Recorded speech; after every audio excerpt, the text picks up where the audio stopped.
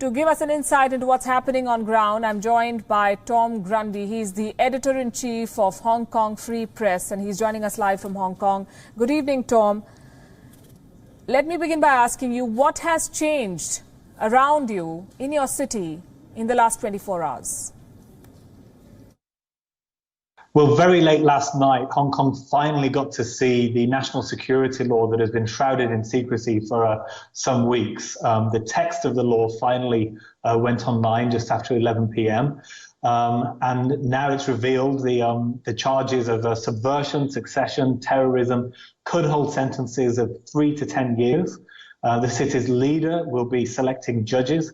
New agencies from the mainland will be set up in Hong Kong, and there will be closed-door trials according to this new law. And on certain cases, China will be taking jurisdiction on these cases, and perhaps most unusually, even Indians, in fact, anyone in the world could be liable under this law if they somehow undermine, subvert state power. Should they pass through Hong Kong, it is thought that they could actually be arrested. It's unclear whether if you transit at the airport, you would still be liable, but there are these unusual clauses that would put pretty much anyone in the world liable under this new national security law. On the mainland, China has often used the pretext of subversion to jail critics. Many in the press may fit China's definition of subversion, even in Hong Kong. The media in China is very different. I'm sure you appreciate that. Are you scared for your life, Tom? Well, we know that this law is quite vaguely worded and broadly applied in the mainland, not least against the now deceased Nobel Prize winner, Liu Xiaobo. And it is thought that it could be applied across different sectors in Hong Kong.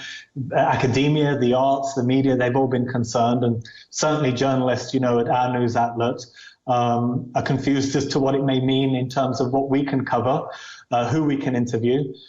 Because the law isn't explicitly clear, but it does actually mention the media, and it does say that the government will have oversight. Whether that means we're going to get visits or they will try to somehow influence our operations is very unclear. Also allows for the arrest of foreigners. Canada has issued a travel advisory for its citizens. You said that Indians and practically people from any part of the world could face action. Do you see an impact on Hong Kong's economy? There has been a more pro-establishment business chamber that has said that they welcome this today, but the American Chamber of Commerce and others have been voicing concern for a long time. It is meant to be among the freest economies in the world, and people rely on having rule of law in the city, and they often come here because that is somewhat lacking in mainland China. So what is Hong Kong expecting from the international community in general, and from India in particular, if anything at all? Certainly Beijing has been calling upon the international community, including Chief Executive Carrie Lam at the Human Rights Council yesterday, to support this law and to respect China's right to a national security legislation. And in fact, this law now does make it illegal for foreign entities to interfere in Hong Kong. But certainly the protesters, as they've been chanting today, they hope and expect that other countries will continue to voice out for the democracy movement in Hong Kong.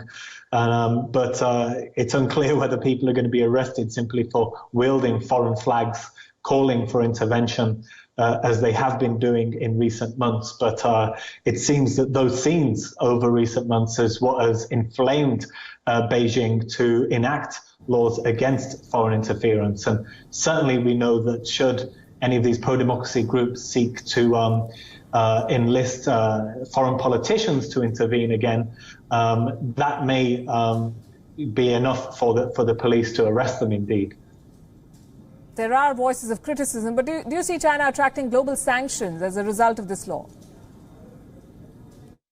Well, the UK has said that it will allow some sort of lifeboat scheme whereby those with British overseas national passports that were given to people after the 1997 handover will be allowed to settle in the UK in some way.